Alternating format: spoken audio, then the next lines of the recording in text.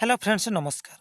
सारस्वत व्यावहारिक ओडिया व्याकरण रही जो क्लास टी आपण मानक भरपूर आनंदर सहित स्वागत करुच्ची। तो बंधुगण आमर गोटे पर गोटे क्लास आम नौ गोटे गोटे सूचीपत्र गोटे गोटे विषय को आम कमे चली। तो बंधुगण आज सेपरी एक नूतन क्लास देखिबो एवं ये क्लास टी जो रही ये सब श्रेणीर पिला षष्ठ श्रेणी पाखर आरंभ करके जो मैंने +3 करुँच पीजी करुँच नेट एग्जाम देवे जो मैंने ओपीएससी देवे बा जेकोसी आमर माने ओडिशार जेकोसी कॉम्पिटिटिव एग्जाम होना कहीं जो ग्रामर बईटी रही समस्त आवश्यक। तेणु बंधुगण अति सुंदर भाव में आम बुझेबा आलोचना करवा एवं पर्यालोचना करवा। आपण मैंने मो सहित सहयोग दिंतु एवं आपण मैंने क्लास टी देखूँ एवं जार जोटा डाउट रोचे से मत जनइले मुझे डाउट क्लीयर करदेवी बा जार जहाँ आवश्यकता अच्छे से पचारि पारे। तो बंधुगण आम प्रथम आउ टे सूचीपत्र को चलीजा और सूचीपत्र आम आलोचना पूर्व क्लास आलोचना करते शब्द कौन और शब्द विभाग कौन। आज आम आलोचना करवा वाक्य कौन पद कौन एवं पदर श्रेणी विभाग कौन। बंधुगण ये छोटिया कथाटे कही रखिए जे शब्द क्या कहते आम जानी ना जेकोसी अर्थबोधकता वर्ण समष्टिर मिलन को आम कौन कहीपर शब्द कहीपर कि एभली संज्ञा कहीपर जे अर्थ प्रकाश करुवा जेकोसी वर्ण समष्टिर मिलन को आम कौन कहीपर शब्द कहीपर। यही शब्दटी जितेबाला कौन हुए ना कौन वाक्यर व्यवहार हुए ताको आम पद कहती एवं वाक्य क्या कहुए सब आम आलोचना करवा कि विषय वस्तु को संपूर्ण आग्रह आम टे चलीजा। तो देखाओ आम जो रही गोटे गोटे आम क्वेश्चन जो क्वेश्चन आंसर आम पचरा पचरी हम और तुम मान एग्जाम टाइप नेमी किंतु आगे मु विषय टी सारी दिए संपूर्ण ठीक अच्छे। तापर रिविजन क्लास गोटे आनिया धीरे धीरे धीरे धीरे सब क्लास को आनिया। देख आम यही जो क्लास टी रही है वाक्य पद और पदर श्रेणी विभाग विषय जानिया। देख पूर्व पाठ आम पढ़ी सार्थक वर्ण कौन तो मुझे कही ना अर्थ प्रकाश करुवा वर्ण बा वर्ण समष्टि को आम शब्द कहती। यही शब्द को मध्य प्रतिपदक कहुए शब्द को आउ गोटे ना हूँ प्रतिपदक पद बा प्रतिपदक। राम रमा गछ गगन तुमे नई दया बही प्रभृति शब्द गुड़िक एक एक प्रतिपादक अटंती। एठी देखिबा वाक्य क्या कहुए किंतु प्रथम दुईटी उदाहरण देछि किंतु देख आम षष्ठ श्रेणी समस्त संज्ञा पढ़ी जे कौन वाक्य क्या कहुए आम जानी जेकोसी पद मिलित हो मनर भाव को संपूर्ण रूपे प्रकाश कले आम कौन कहते वाक्यता को कहती। तो ये दुई गोटी वाक्य को देखिए सी मनर भाव प्रकाश करुच्ची कि नहीं। देख देश को भल पाइले आम प्रकृत देशप्रेमी हो पार। प्रथम महात्मा गांधी हरिजन मानक पई विभिन्न सेवा कार्य करते। द्वितीय शब्द ये जो दुई गोटी वाक्य रही ये संपूर्ण मनर भाव को कौन कर प्रकाश करुच्ची। तो देख ये जो दुईटी उदाहरण गोटे गोटे भाव प्रकाशक पूर्णांग उक्ति ये करुच्ची जेकोसी भाव प्रकाशक पूर्णांग उक्ति को आम वाक्य कहती। तो आम जानले कौन संज्ञा ना जेकोसी भाव प्रकाशक पूर्णांग उक्ति को वाक्य कहती।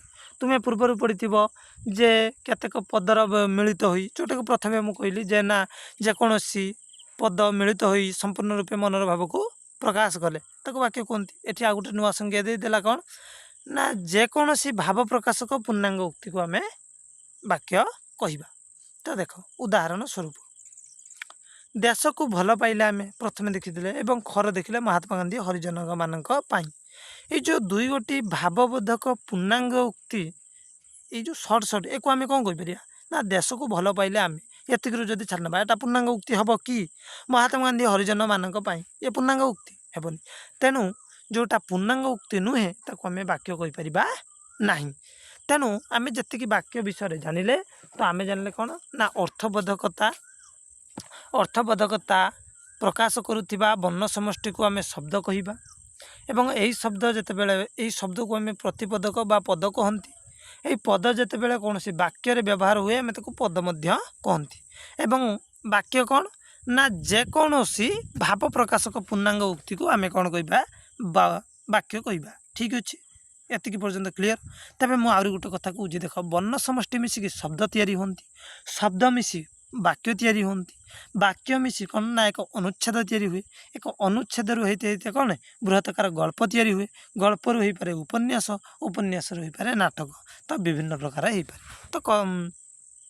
तो देख गोटे शब्द କେତେ ଯାହା କୁହନ୍ତି ଦେଖ ବିନ୍ଦୁ ମଧ୍ୟରେ ସିନ୍ଧୁର ପରିକଳ୍ପନା କରିହେବ। ଠିକ୍ ଅଛି, ଆଗକୁ ଯିବା। ଅନୁଚ୍ଛେଦ। ଅନୁଚ୍ଛେଦ କ'ଣ ବି ଦେଇଛି ଦେଖ। କୌଣସି ବିଷୟରେ ପ୍ରବନ୍ଧ ଲେଖିଲା ବେଳେ ଆମେ ପ୍ରବନ୍ଧଟିକୁ ଭାଗ ଭାଗ କରି ଲେଖିଥାଉ।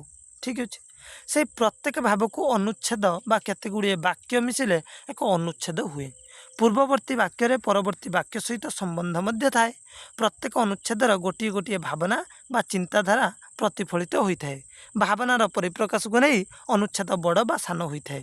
ଅନୁଚ୍ଛେଦ ଦ୍ୱାରା ଲେଖା ସୁନ୍ଦର ଓ ସୁଖପାଠ୍ୟ ହୁଏ।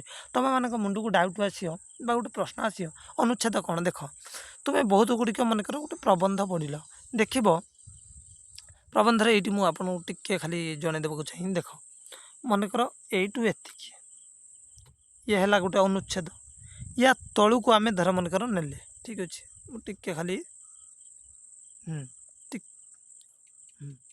ତ ସେଇଠୁ ପୁଣି ଏଇ ପଦ ପାଖରୁ ଏ ତଳକୁ ଯେତିକି ରହିବ, ୟାକୁ ମୁଁ ବର୍ତ୍ତମାନ କ'ଣ କରିଦେବି ନା ଏଇଠୁ ଏତିକି ଗୋଟେ ଅନୁଚ୍ଛେଦ। ମାନେ ଏଇଭଳି ଧର ଏଇ ଗୋଟେ ଧର ଗୋଟେ ମନେକର ଟୋଟାଲି ଗୋଟେ ପେଜ୍ ସରି ଗୋଟେ ମିନିଟ୍ ମୁଁ ଆପଣଙ୍କୁ ବୁଝେଇ ଦେଉଛି ଠିକ୍ସେ।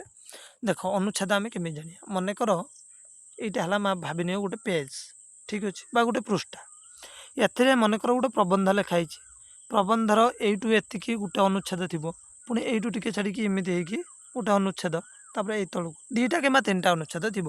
ଏଇଟାକୁ ଆମେ ଅନୁଚ୍ଛେଦ କୁହନ୍ତି। ବୁଝିଗଲା? ଏବେ ଆମେ ଦେଖିବା ପଦ କ'ଣ। ଆମେ ପ୍ରଥମେ ଦେଖିଲେ କ'ଣ? ବାକ୍ୟ କ'ଣ?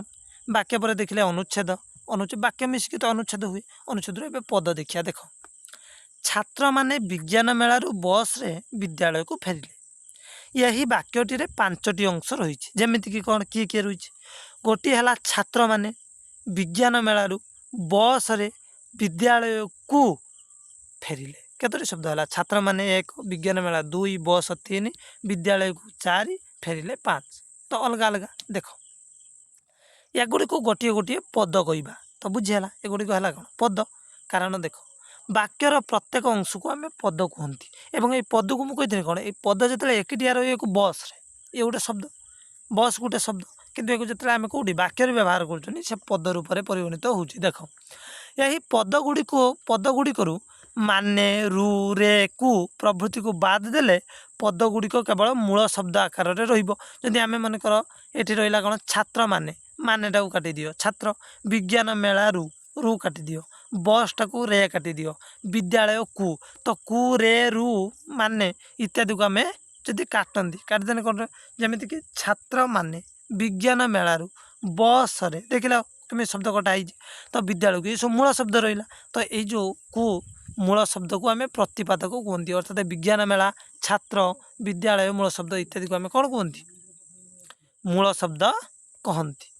ଦେଖ, ଏଥିରୁ ଆମେ ଜାଣିଲେ ଶବ୍ଦ ବା ପ୍ରତିପାଦକ ବାକ୍ୟରେ ବ୍ୟବହୃତ ହେଲେ ଆମେ ତାକୁ ପଦ କହନ୍ତି। ବୁଝିହେଲା? ଯେଉଁଟାକି ମୁଁ ପ୍ରଥମରୁ ତୁମକୁ କହୁଛି। କେତେକ କ୍ଷେତ୍ରରେ ବାକ୍ୟରେ ମୂଳ ଶବ୍ଦ ମଧ୍ୟ ବ୍ୟବହୃତ ହୋଇଥାଏ। କେତେକ ଅଛି ବାକ୍ୟରେ ମୂଳ ଶବ୍ଦ, ଯଥା ଯେମିତିକି ରମେଶ ଶ୍ରେଣୀରେ ବହି ପଢ଼ୁଛି। ଏହି ବାକ୍ୟଟିରେ ରମେଶ ଓ ବହି ପଦରେ କିଛି ଚିହ୍ନ ବର୍ଣ୍ଣ ଅଛି କି? ବର୍ଣ୍ଣ ଲାଗିନାହିଁ। ଅତଏବ ବାକ୍ୟରେ ବ୍ୟବହୃତ ଶବ୍ଦରେ କିଛି ଲାଗିଥାଉ ବା ନଥାଉ, ତାହା ପଦ ହିଁ ହେବ। ଉପର ଉଦାହରଣରେ ଫେରିଲେ ମଧ୍ୟ ଏକ ପଦ, ମାତ୍ର ଏହାର ମୂଳ ଶବ୍ଦ ନୁହେଁ। ଫେରିଲେ କ୍ରିୟାପଦ, ଏହା ଫେରରୁ ଆସିଅଛି। ଠିକ୍ ଅଛି, ଏହା ଏକ ଧାତୁ। ସେହିପରି କ'ଣ ହେଉଛି ନା ଯାଉଛି, ପଢ଼ିଲା, ହସିବ, ଖାଉଛି ପ୍ରଭୃତି ପଦ ଗୁଡ଼ିକର ଧାତୁ ହେଉଛି ଯା, ପଢ଼, ହସ୍, ଖା। ଶବ୍ଦ ଓ ଧାତୁକୁ ପ୍ରକୃତି କହନ୍ତି। ଶବ୍ଦ ଆଉ ଧାତୁକୁ ଆମେ କ'ଣ କୁହନ୍ତି? ପ୍ରକୃତି କହନ୍ତି। ବାକ୍ୟରେ ବ୍ୟବହୃତ ଶବ୍ଦ ଓ ଧାତୁର ପରେ ଯାହା ଚିହ୍ନବର୍ଣ୍ଣ ସଂଯୁକ୍ତ ହୁଏ ଆମେ ତାକୁ ବିଭକ୍ତି କହନ୍ତି। ଏବଂ ବିଭକ୍ତି ଯୁକ୍ତ ଶବ୍ଦ ଆଉ ଧାତୁକୁ ମଧ୍ୟ ପଦ କୁହନ୍ତି। ବିଭକ୍ତି କିଏ?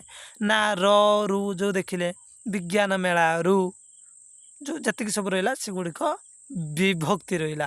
ସେ ବିଭକ୍ତି କ'ଣ ଆମେ ଆଗକୁ ବୁଝିବା। ଆମେ ବର୍ତ୍ତମାନ ସେକୁ ଲକ୍ଷ୍ୟ ଦିଅନି। ତୁମେମାନେ ବର୍ତ୍ତମାନ ଦେଖ ପଦ କ'ଣ। ଆମେ ଦେଖିଲେ କ'ଣ ନା କୌଣସି ଏକ ବାକ୍ୟର ପଦ ଗୁଡ଼ିକ ଥାଏ। ପଦ ଗୁଡ଼ିକ କେମିତି ନା ଗୋଟେ ବାକ୍ୟକୁ ଯେତେବେଳେ ଆମେ ଭାଙ୍ଗନ୍ତି ସେତେବେଳେ ୟାର କ'ଣ ମିଳେ? ପଦ ଗୁଡ଼ିକ ମିଳିବ। ଏ ପଦ କ'ଣ? ଯେମିତିକି ଛାତ୍ରମାନେ ବିଜ୍ଞାନ ମେଳାରୁ ବସ୍ରେ ଫେରିଲେ। କିନ୍ତୁ ଆମେ ଯେତେବେଳେ ମାନେ, ରୁ, ରେ ଇତ୍ୟାଦି, କୁ, ଲେ ଇତ୍ୟାଦିକୁ କ'ଣ ଆମେ ଯେତେବେଳେ କାଟିଦେବା ତ ସେଗୁଡ଼ିକ ହେବ କ'ଣ? ମୂଳ ଶବ୍ଦ, ଯାହାକୁ ଆମେ କ'ଣ କହିବା? କିନ୍ତୁ ବାକ୍ୟରେ ଯେହେତୁ ବ୍ୟବହାର ହୋଇଛି ଏକୁ ଆମେ ପଦ ହିଁ କହିବା ବା ପ୍ରତିପାଦକ କହିବା ମୂଳ ଶବ୍ଦକୁ ପ୍ରତିପାଦକ ବା ମଧ୍ୟ କହନ୍ତି, ଯେଉଁଟାକି ଆମେ ଦେଖିଲେ ୟାକୁ ସମ୍ପୂର୍ଣ୍ଣ ବୁଝିଗଲ। ଏବେ ଆମେ ଦେଖିବା କ'ଣ ନା ଆଉ ଯେତିକି ସବୁ ରହିଲା ଯେଉଁ ରୁ ରେ, ଯେମିତିକି ଆଉ ଥରେ ବି ମୁଁ ତୁମମାନଙ୍କୁ ଯେଉଁ କହିଦେଉଛି, ଏଇ ଯେଉଁ ଶବ୍ଦ ଦେଖ ରେ ନା ଏଠି ଏଠି ଏଠି ଆହୁରି ବହୁତ ସୁନ୍ଦର ଭାବରେ ଦେଇଛି। ଏଇଠି ଦେଖ ଦେଖାଇ ଦେଉଛି ଆପଣମାନଙ୍କୁ, ଏଇ ମାନେ ରୁ କୁ ରେ ଏଗୁଡ଼ିକ ହେଲା ବିଭକ୍ତି। ଠିକ୍ ଅଛି, ବିଭକ୍ତି କେତେ ତାକୁ ଆମେ ଦେଖିବା। ବିଭକ୍ତି 7 ଗୋଟି ଯେଉଁ ରହିଛି ସେ 7ଟି ବିଭକ୍ତି ମଧ୍ୟ ଆମେ ଦେଖିବା। କ'ଣ କ'ଣ ସେସବୁ ଆମେ ଦେଖି ନେବା ଆଗକୁ। ଠିକ୍ ଅଛି, ପଦର ଶ୍ରେଣୀ ବିଭାଗ ମାନେ ଏଇ ଯେଉଁ ପଦ, ମାନେ ଏଇ ଯେଉଁ ଶବ୍ଦ ଯେତେବେଳେ ବାକ୍ୟରେ ବ୍ୟବହୃତ ଶବ୍ଦ ହୁଏ ତାକୁ ହିଁ ତ ପଦ କୁହନ୍ତି। ତ ପଦ କେତେ ଭାଗରେ ବିଭକ୍ତ କରାହେଇଛି ଦେଖ। କହିବା ଆଉ ଲେଖିବା ବେଳେ ଅନେକ ବାକ୍ୟ ପ୍ରୟୋଗ କରିଥାନ୍ତି ଏବଂ ସେହି ବାକ୍ୟ ଗୁଡ଼ିକରେ ଯେତେ ସବୁ ପଦ ବ୍ୟବହୃତ ଥାଏ ଆମେ ତାକୁ 5 ଭାଗରେ ବିଭକ୍ତ କରନ୍ତି। କ'ଣ ପଦ କେତେ ଭାଗରେ ନା 5 ଭାଗରେ। ବିଶେଷ୍ୟ, ସର୍ବନାମ, ବିଶେଷଣ, କ୍ରିୟା, ଅବ୍ୟୟ। ମନେ ରଖିଥିବ ପଦର ଶ୍ରେଣୀ ଭାଗ କେତେ ଭାଗରେ? 5 ଭାଗରେ। ଯେମିତିକି ଆମେ ପଢ଼ୁଛନ୍ତି ଇଂଲିଶରେ ନାଉନ୍, ପ୍ରନାଉନ୍, ଏକ୍ଜେକ୍ଟିଭ, ଭାର୍ବ, ଆଡଭର୍ବ ଇତ୍ୟାଦି ଇତ୍ୟାଦି ପଢ଼ୁଛନ୍ତି, ତାକୁ ଓଡ଼ିଆରେ କେତେ ଭାଗରେ ନା 5 ଭାଗରେ ବିଭକ୍ତ କରାଯାଇଛି। ତ ପଦର ଆମେ କେତେ ଭାଗରେ ଶ୍ରେଣୀ ବିଭାଗ କରେ? 5 ଭାଗରେ। କ'ଣ ପାଇଁ କରାଯାଇଛି ନା କହିବା ଆଉ ଲେଖିବା ବେଳେ ଅନେକ ପ୍ରକାରର ବାକ୍ୟ ଥାଏ, ତାକୁ ଚିହ୍ନଟ କରିବା ପାଇଁ ଆମେ ତାକୁ ଭାଗ ଭାଗ କଲେ। ପ୍ରଥମେ ଆମେ ପଢ଼ିବା କ'ଣ ନା ବିଶେଷ୍ୟ କ'ଣ, ଠିକ୍ ଅଛି, ବା ନାଉନ୍ କ'ଣ। ଦେଖ ଦିଲ୍ଲୀପ, ଯେତେ ବିଶେଷ୍ୟ ହେଲା ନାମବାଚକ ଆମେ ଜାଣିଛନ୍ତି, କିନ୍ତୁ ପ୍ରଥମେ ମୁଁ ଯାହା ହେଉଛି ଦେଖିନିଅ। ଦିଲ୍ଲୀପ ତିର୍କୀ ଓଡ଼ିଶାର ଜଣେ, ଦିଲ୍ଲୀପ ତିର୍କୀ ଓଡ଼ିଶାର ଜଣେ ଆନ୍ତର୍ଜାତିକ ହକି ଖେଳାଳି। କିଏ? ଦିଲ୍ଲୀପ ତିର୍କୀ। କୃଷକ ଓ ସୈନିକମାନେ ଦେଶର ପ୍ରକୃତ ମେରୁଦଣ୍ଡ। ପଥର ଓ ମାଟିରେ ମୂର୍ତ୍ତି ନିର୍ମିତ ହୋଇଥାଏ। ସେବା, ଦୟା ଓ ପରୋପକାର ମନୁଷ୍ୟ ଜୀବନକୁ ମହାନ କରେ, କହିବା ଠାରୁ କରିବା ହେଉଛି କଠିନ। ଏଇଠାରେ 3ଟା ଜିନିଷ ଦେଖ। ଦିଲ୍ଲୀପ ହେଲା ନାମବାଚକ, ଠିକ୍ ହେଲା। କୃଷକ ହେଉଛି କ'ଣ ନା ଗୋଟେ ଦେଖିନେବା, ଯଦି କୃଷକ ହେଲା କ'ଣ, କୃଷକ ଗୋଟେ ନାମବାଚକ, ଏଟା କହୁନ ନା ଗୋଟେ ଏକ ପ୍ରକାର ଗୋଟେ ଜାତିକୁ ବୁଝାଉଛି। ଜାତି କି ଜାତି ତମମାନେ କହିବ କୃଷକ କେଉଁ ଦିନଠୁ ଗୋଟେ ଜାତି ହେଇଗଲା, ଗୋଟେ ନୂଆ କଥା ନା। କୃଷକ ହେଲା ଗୋଟେ କମ୍ୟୁନିଟି, ଇଂଲିଶ ଯାହାକୁ ଆମେ କୁହନ୍ତି କ'ଣ କମ୍ୟୁନିଟି, ଗୋଟେ ଗ୍ରୁପ୍। ଗ୍ରୁପ୍ ମାନେ କ'ଣ ଗୋଟେ ଦଳବାଚକ, ଠିକ୍ ଅଛି। ସୈନିକ ମାନେ ଦଳେ ସୈନିକ, ତ ସୈନିକ କ'ଣ ଏ ଗୋଟେ ଗ୍ରୁପ୍, ଯାହାଠୁ କୁହନ୍ତି କ'ଣ ଗୋଟେ ଦଳ। ତ ଆମେ ଏଇଠି ବହୁତ ସୁନ୍ଦର। ପଥର କ'ଣ ନା ଗୋଟେ ମେଟାଲ, ମେଟାଲ କ'ଣ ଗୋଟେ ଦ୍ରବ୍ୟ। ତାପରେ ସେବା, ଦୟା ଇଏ ହେଉଛି ଗୁଣ, କହିବା ଠାରୁ କଠିନ, ଇଏ ବି ମଧ୍ୟ ଗୁଣ। ଏଗୁଡ଼ିକ କ'ଣ ଆମେ ଦେଖିବା। ଦେଖ ଉପର ଉଦାହରଣରେ ଦିଲ୍ଲୀପ ଜଣେ ହକି ଖେଳାଳିର ନାମ, ଠିକ୍ ଅଛି। ଖେଳାଳିର ନାମ ହେଉଛି କ'ଣ? ଦିଲ୍ଲୀପ ତିର୍କୀ। ଏଠି ଦେଖ ଦିଲ୍ଲୀପ ତିର୍କୀ ହେଲା ଜଣେ ଖେଳାଳିର ନାମ, ଠିକ୍ ଅଛି। ଯେଉଁ ଦିଲ୍ଲୀପ ତିର୍କୀ ଆମେ କହିବା, ଏଇ ଯେଉଁ ବ୍ୟକ୍ତି ଦିଲ୍ଲୀପ, ଇଏ ଯେଉଁ ଗୋଟେ ଖେଳାଳିର ନାମ। ଓଡ଼ିଶା ଭାରତର ଏକ ରାଜ୍ୟର ନାମ, ନାମବାଚକ। କୃଷକ କୃଷି କରୁଥିବା ଲୋକଙ୍କର ସାଧାରଣ ନାମ। ସୈନିକ ଯୁଦ୍ଧ କରୁଥିବା ଲୋକଙ୍କର ସାଧାରଣ ନାମ। ଏବଂ ପଥର ଓ ମାଟି ଏକ ବସ୍ତୁର ନାମ। ଇଏ ହେଲା ସୈନିକ ଯୁଦ୍ଧ କରୁଥିବା ଲୋକଙ୍କର ବା ଗୋଟେ ଗ୍ରୁପର ନାଁ କହିଥିବ ନାହିଁ। ସେବା, ଦୟା, ପରୋପକାର ମନୁଷ୍ୟର ଏକ ସୁଗୁଣର ନାମ। କହିବା କରିବା ଏକ କାର୍ଯ୍ୟର ନାମ, ଠିକ୍ ଅଛି। ତ ନା ଏଠି ରାଜ୍ୟର ନାଁ, ଏଠି ଆମେ ଦେଖିଲେ କ'ଣ ବସ୍ତୁର ନାଁ, ଏଠି ଗୁଣର ନାଁ, ଏଠି କାର୍ଯ୍ୟର ନାଁ। ଅତଏବ ନାମବାଚକ ପଦକୁ ଆମେ ବିଶେଷ୍ୟ କୁହନ୍ତି। ବିଶେଷ୍ୟ କ'ଣ ଏବେ ଆମେ ଦେଖିବା। ବିଶେଷ୍ୟର ପ୍ରକାରଭେଦ ରହିଛି କ'ଣ ଦେଖ। ନାମର ପ୍ରକାରକୁ ନେଇ ବିଶେଷ୍ୟ ପଦକୁ ଆମେ 5 ଭାଗରେ ବିଭକ୍ତ କରୁଛନ୍ତି। ଦେଖ ପ୍ରଥମେ 5 ଭାଗରେ ପଦକୁ ଆମେ 5 ଭାଗରେ, ପୁଣି ବିଶେଷ୍ୟକୁ ମଧ୍ୟ 5 ଭାଗରେ। କ'ଣ ନା ଗୋଟେ ହେଲା କ'ଣ ନା ବ୍ୟକ୍ତିବାଚକ ବା ସଂଜ୍ଞାବାଚକ ବିଶେଷ୍ୟ। ମନେ ରଖିବ, ବହୁତ ଗୁରୁତ୍ୱପୂର୍ଣ୍ଣ। ବ୍ୟକ୍ତିବାଚକ ବା ସଂଜ୍ଞାବାଚକ ବିଶେଷ୍ୟ କ'ଣ? ଯେମିତିକି ଦେବାଶିଷ ଜଣେ ବ୍ୟକ୍ତିର ନାଁ, କପିଳାସ ଜଣେ କଟକ ଗୋଟେ କ'ଣ ସହରର ନାଁ, କାବେରୀ ଗୋଟେ ନଦୀର ନାଁ, ମହାଭାରତ ଗୋଟେ ମହାକାବ୍ୟର ନାଁ। ଇଏ ହେଲା କ'ଣ ନା ବ୍ୟକ୍ତି ବା ସଂଜ୍ଞାବାଚକ ବିଶେଷ୍ୟ ଏହାକୁ କୁହନ୍ତି, ଠିକ୍ ଅଛି। ତାପରେ ଆମେ ଯିବା କ'ଣ ନା ଜାତିବାଚକ ବିଶେଷ୍ୟ। ନିର୍ଦ୍ଦିଷ୍ଟ ଜାତିକି ବୁଝେଇବ। କାହାକୁ ବୁଝେଇବ? ନିର୍ଦ୍ଦିଷ୍ଟ ଜାତି। ଜାତି କ'ଣ? ଛାତ୍ର। ଛାତ୍ର କ'ଣ ନା ଏକ ପ୍ରକାର ଗୋଟେ କି ତମମାନେ ଛାତ୍ର, ତମମାନେ କହିବ ଛାତ୍ର ଗୋଟେ କି ଜାତି ହେଇଗଲେ? ଛାତ୍ର ଜାତି ନୁହେଁ। ଛାତ୍ର ହେଲେ କ'ଣ ନା ଇଏ ଗୋଟେ ଗ୍ରୁପ୍ର ନାଁ। ପର୍ବତ, ପର୍ବତ କହିଲେ କେବଳ ଗୋଟିଏ ପର୍ବତକୁ ବୁଝେଇବ କି? କେତେ ସବୁ ପର୍ବତକୁ ବୁଝେଇବ।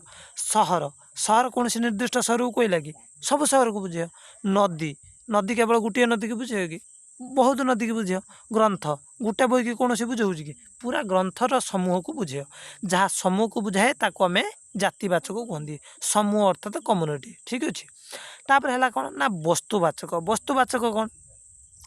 ବସ୍ତୁବାଚକ ବିଶେଷ୍ୟ କୌଣସି ବସ୍ତୁକୁ ଦେଖିବ ମାଟି ଗୋଟେ ବସ୍ତୁ ଯେକୌଣସି ଯେତେ ପ୍ରକାରର ମାଟି ନାଲିଆ ହେଉ କଳା ହେଉ କେଉଁଠି କଳା ମାଟି ନାଲିଆ ମାଟି ପାହାଡ଼ିଆ ମାଟି ହେଣିକି ଯେତେ ଉର୍ବର ମାଟି ସେ ଯାହା ବି ହେଉ ମାଟି କାଠ କେବଳ ନିର୍ଦ୍ଦିଷ୍ଟ କାଠକୁ ବୁଝେଇଲା କି ଯଦି ଏଠି କୁହାହେଇଥାନ୍ତା ଚନ୍ଦନ କାଠ ତ ନିର୍ଦ୍ଦିଷ୍ଟ କାଠକୁ ବୁଝେଇଥାନ୍ତେ ଯଦି ମାଟି କହିଥାନ୍ତେ କ'ଣ ନା ଓଡ଼ିଶାର ମାଟି କିମ୍ବା ଲାଲ ମାଟି ତ ନିର୍ଦ୍ଦିଷ୍ଟ ମାଟିକୁ ବୁଝେଇଥାନ୍ତା କିନ୍ତୁ ଏଠି କହିଲା କ'ଣ ମାଟି ଯେହେତୁ ଆମ ଛାତ୍ର ଯଦି ମୁଁ ବିଶେଷ କହିଥାନ୍ତି କ'ଣ ରମେଶ ଗୋଟେ ଭଲ ଛାତ୍ର ତ ଏଠି କ'ଣ ରମେଶ ନାଁଟା ରହୁଛି ପର୍ଟିକୁଲାର ଛାତ୍ର କିନ୍ତୁ ଛାତ୍ର ରହିଲେ କ'ଣ ସମସ୍ତଙ୍କୁ ବୁଝେ ଠିକ୍ ଅଛି। ତାପରେ ଲୁହା ବିଭିନ୍ନ ପ୍ରକାରର ଅଛି ମାନେ ତାର ସବୁ ଅଲଗା ଅଲଗା ମାନେ ଲୁହା ଗୋଟେ ଛଣା ଲୁହା ଅଛି ପୁଣି ଗୋଟେ ମାନେ ଲୁହାରେ ବି ବହୁତ ବିହାରୀକରଣ ଅଛି ତ ଇଏ କ'ଣ ଲୁହା ବୁଝେନେ ପ୍ରତ୍ୟେକ ଲୁହାକୁ ବୁଝେଇଲା ହେଣିକି ମେସିନ୍ ନ ଲାଗୁ କି ଏରୋପ୍ଲେନ୍ ନ ଲାଗୁ ଲୁହା ମାନେ ଲୁହା ଯେଉଁଠି ଲୁହା ରହିଲା।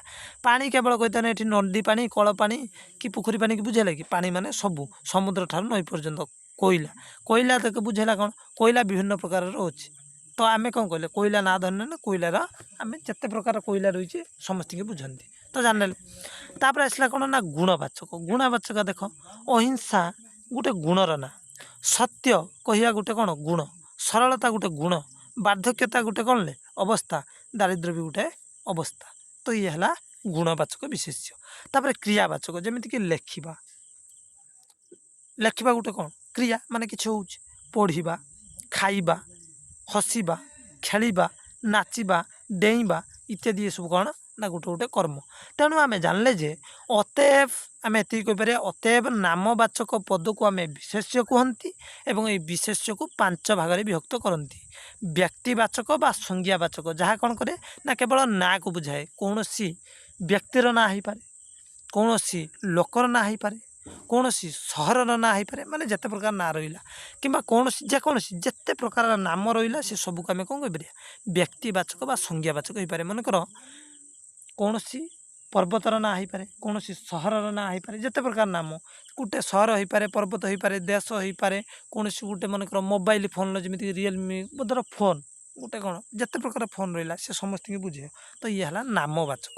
କଟକ ଗୋଟେ ସହର ମାନେ ଯେତେ ପ୍ରକାର ସବୁ ନାମ ଉପରେ କଟକ ଦିଲ୍ଲୀ ମୁମ୍ବାଇ କୋଲକାତା ଯେତେ ପ୍ରକାର ନାଁ ରହିଲା ସ୍ପେନ୍ ଜର୍ମାନ ଯେତେ ଯାହା ଜାଣିଛ ନ୍ୟୁୟର୍କ କତରୁ ପୁଣି ଆରମ୍ଭ ସୁଇଜରଲ୍ୟାଣ୍ଡ ଯେତେ ସେ ଦେଶର ନାଁ ସବୁ ୟାଦ୍ୱାରା କେବଳ ନାମ ହିଁ ଯିବ ବ୍ୟକ୍ତିବାଚକର ସବୁ ପ୍ରକାର ନାମ ଯିବ ଆଗକୁ ଆମେ ଦେଖିବା ବହୁତ କିନ୍ତୁ ଖାଲି ମନେ ରଖିଥିବା 5 ପ୍ରକାର। ଜାତିବାଚକର ଯେତେ ପ୍ରକାର ଛାତ୍ର ହେଣିକି ଛାତ୍ର ଆମେ କାହାକୁ କହିପାରିବା ଆରେ ସ୍କୁଲକୁ ଯାଉଥିବା ଷ୍ଟୁଡେଣ୍ଟଙ୍କ ଠାରୁ ଆରମ୍ଭ କରିପାରି ପୁଣି କଲେଜର ପର୍ଯ୍ୟନ୍ତ ସମସ୍ତଙ୍କୁ ଆମେ ଛାତ୍ର ବୁଝାଉଛି ଠିକ୍ ଅଛି। ପର୍ବତ ସବୁ ପର୍ବତକୁ ବୁଝାଉଛି ଲୁହା ସମସ୍ତଙ୍କୁ ମାନେ ଯେତେ ନା ପର୍ବତ ନଦୀ ସବୁ ନଦୀକୁ ବୁଝାଉଛି ଗ୍ରନ୍ଥ ସବୁ ବହିକି ବୁଝାଉଛି ମାଟି ସବୁ ବହିକି ମାଟି ସବୁ ଆଡ଼କୁ ବୁଝାଉଛି କାଠ ସବୁ ପ୍ରକାର କାଠକୁ ବୁଝାଉଛି ଏଠି ନିର୍ଦ୍ଦିଷ୍ଟ ନାଁ ଦିଆହେଇଛି କିନ୍ତୁ ଏଠି ଯଦି କୁହାହେଇଥାନ୍ତା ଚନ୍ଦନ କାଠ ତ ନାମବାଚକ ଚାଲି ଯାଇଥାନ୍ତା ନାମବାଚକ କାହିଁକିନା ଆମେ ବିଶେଷ ନାଁ ଧରିଲେ କ'ଣ ନା ଚନ୍ଦନ କାଠ ତ ସେଠି ଯାଇଥାନ୍ତା କ'ଣ ସଂଜ୍ଞାବାଚକ ବା ନାମବାଚକ ମଧ୍ୟ ଯାଇଥାନ୍ତା ଯାହା ବି ହଉ ଆମେ ସବୁ ଜିନିଷ ଦେଖିବା ଏସବୁ କ'ଣ ତ କ୍ରିୟାର ସେରମ ଲେଖା ପଢ଼ା ଦେଖିଲେ ଯାହା ବି ହଉ ଆମେ ଜାଣିଲେ ବିଶେଷ୍ୟ 5 ପ୍ରକାର। ଏବେ ଦେଖିବା ବ୍ୟକ୍ତିବାଚକ ବା ସଂଜ୍ଞାବାଚକ ବିଶେଷ୍ୟ କ'ଣ ଏବେ ଆମେ ଟିକେ ବହୁତ ମାନେ ଡିପ୍ଲି ଦେଖିବା ବା ଗଭୀରତମ ସହକାରେ ଆମେ ଟିକେ ଆଲୋଚନା କରିବା ତେଣୁ ଏଇ ଯେଉଁ କ୍ଲାସ୍ଟି ରହିବ ଏଇ ଟିକେ ଲଙ୍ଗ୍ ହେବ 18 ମିନିଟ୍ ହେଇଗଲାଣି କିନ୍ତୁ ବନ୍ଧୁ କ'ଣ ଏଇ ଯେଉଁ ଆମେ ବ୍ୟକ୍ତିବାଚକ ବା ସଂଜ୍ଞାବାଚକ ବିଶେଷ୍ୟକୁ ଆମେ ଯେଉଁ ଆଲୋଚନା କରୁଛନ୍ତି କିଛି ଆଗେଇବା ଆଉ କିଛି ମଧ୍ୟ ରହିବ ସବୁ 20 ମିନିଟ୍ ଭିତରେ କ୍ଲାସ୍ କରିବା ବେଶୀ ଲଙ୍ଗ୍ କଲେ ଭଲ ନୁହେଁ। ଦେଖ ବ୍ୟକ୍ତିବାଚକ ବା ସଂଜ୍ଞାବାଚକ ବିଶେଷ୍ୟ କ'ଣ ଦେଖ ନିର୍ଦ୍ଦିଷ୍ଟ ନାମ ପ୍ରକାଶ କରୁଥିବା ପଦଗୁଡ଼ିକୁ ବ୍ୟକ୍ତିବାଚକ ବିଶେଷ୍ୟ କହନ୍ତି। ଯେମିତି କ'ଣ ନା ନାମକୁ ମଧ୍ୟ ସଂଜ୍ଞା କୁହାଯାଏ ନିର୍ଦ୍ଦିଷ୍ଟ ନାମ ପ୍ରକାଶ କରୁଥିବା ପଦଗୁଡ଼ିକୁ ବ୍ୟକ୍ତିବାଚକ ବା ବିଶେଷ୍ୟ କୁହନ୍ତି। ଯେଉଁମାନେ ସ୍କ୍ରିନଶଟ୍ ନେବ ଭଲ କଥା ଯେଉଁମାନେ ଲେଖିଦେବ ବହୁତ ବଢ଼ିଆ କଥା।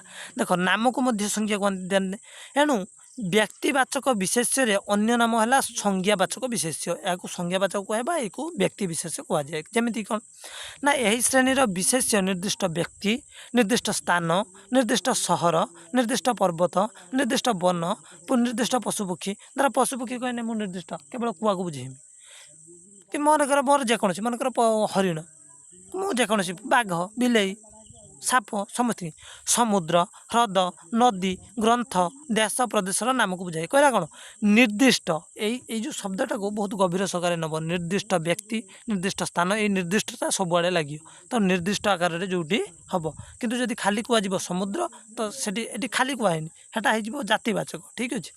ଯଥା ବିବେକାନନ୍ଦ ଜଣେ ଲୋକର ନାଁ ମନମୋହନ ଜାଣିଛ ଟୁନା ଗୌରୀ ଈଶାନୀ ଶତରୂପା ଅନନ୍ୟା ମଧୁସୂଦନ ବ୍ୟୋମକେଶ ଗୋଦାବରୀଶ ପ୍ରଭୃତି ହେଲା ବ୍ୟକ୍ତି ବିଶେଷଙ୍କର ନାଁ। ପୁରୀ ହରିଦ୍ୱାର ଦିଲ୍ଲୀ ସମ୍ବଲପୁର ଚେନ୍ନାଇ ଗୋପାଳପୁର ବାଙ୍କୀ ପ୍ରଭୃତି ନିର୍ଦ୍ଦିଷ୍ଟ ସହରର ନାଁ।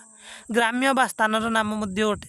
ମହାନଦୀ ଋଷିକୂଲ୍ୟ ଗଙ୍ଗା ଯମୁନା କୃଷ୍ଣା ନିର୍ଦ୍ଦିଷ୍ଟ ନଦୀର ନାଁ। ହିମାଳୟ ବିନ୍ଧ୍ୟ ଗନ୍ଧମାର୍ଦ୍ଦନ ମାମୁଁ ଭଣଜା ପାହାଡ଼ ଭାଲେରୀ ପାହାଡ଼ ଦେଓମାଳି ପ୍ରଭୃତି ଏକକ ନିର୍ଦ୍ଦିଷ୍ଟ ପର୍ବତ ବା ପାହାଡ଼ର ନାମ ପ୍ରକାଶ କରୁଛି।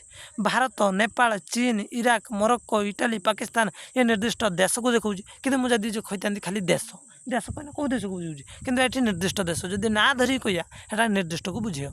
ଆରବ ସାଗର ଭୂମଧ୍ୟ ସାଗର ମରୁସାଗର ପ୍ରଭୃତି ସାଗରର ନାମ। ଚିଲିକା ଅଂଶୁପା କାସ୍ପିଆନ ପ୍ରଭୃତି ନିର୍ଦ୍ଦିଷ୍ଟ ହ୍ରଦର ନାଁ। ରାମଚରିତ ମାନସ ରଘୁବଂଶମ ନୈଷଧ ଶ୍ରୀମଦ୍ ଭାଗବତ ଗୀତା ବାଇବେଲ ଦାଡ଼ତା ଭକ୍ତି ପ୍ରଭୃତି ନିର୍ଦ୍ଦିଷ୍ଟ ଗ୍ରନ୍ଥର ନାଁ ଅଟେ। ତେଣୁ ଆମେ ଜାଣିଲେ କ'ଣ ନା ଯେଉଁ ବ୍ୟକ୍ତିବାଚକ ବା ସଂଜ୍ଞାବାଚକ ଏଗୁଡ଼ିକ ନିର୍ଦ୍ଦିଷ୍ଟ ନାମକୁ ଦେଖାଏ। ନିର୍ଦ୍ଦିଷ୍ଟ ସହରର ନିର୍ଦ୍ଦିଷ୍ଟ ସ୍ଥାନର ନିର୍ଦ୍ଦିଷ୍ଟ ବ୍ୟକ୍ତିର ନିର୍ଦ୍ଦିଷ୍ଟ ଗ୍ରନ୍ଥର ମାନେ ଯାହା କହିବା କେବଳ ନାମକୁ ହିଁ ବୁଝେଇବ। ଯେମିତିକି ଯେତେ ପ୍ରକାର ନାଁ ସବୁ ରହିଲା, ଧର ମଣିଷ ଜାତି ଭିତରେ ଯେତେ ପ୍ରକାର ନାଁ ରହିଲା ସେ ନାମବାଚକ। ପଶୁପକ୍ଷୀମାନଙ୍କର ଯେତେ ପ୍ରକାର ନାଁ ରହିଲା, ସେଣିକି ବିଲେଇ ହଉ ବିଲେଇ ଗୋଟେ ସ୍ୱତନ୍ତ୍ର। କିନ୍ତୁ ମୁଁ ଯଦି ଖାଲି କହିଥାନ୍ତି କ'ଣ ପଶୁ କହିଲେ ସମସ୍ତଙ୍କୁ ବୁଝାଉଛି, କିନ୍ତୁ ମୁଁ କହିଥାନ୍ତି ବିଲେଇ ପଶୁମାନଙ୍କ ଭିତରେ ବିଲେଇ, ତ ଏଠି କ'ଣ ହେଲା ନାମବାଚକ। ତ ଯାହା ବି ହଉ ଆଜିର କ୍ଲାସ୍ଟିକି ଆମେ ଏତିକି ପର୍ଯ୍ୟନ୍ତ ରଖିଲେ ଏବଂ ପରବର୍ତ୍ତୀ କ୍ଲାସ୍କୁ ଆମେ ଆଗେଇ ନେବା।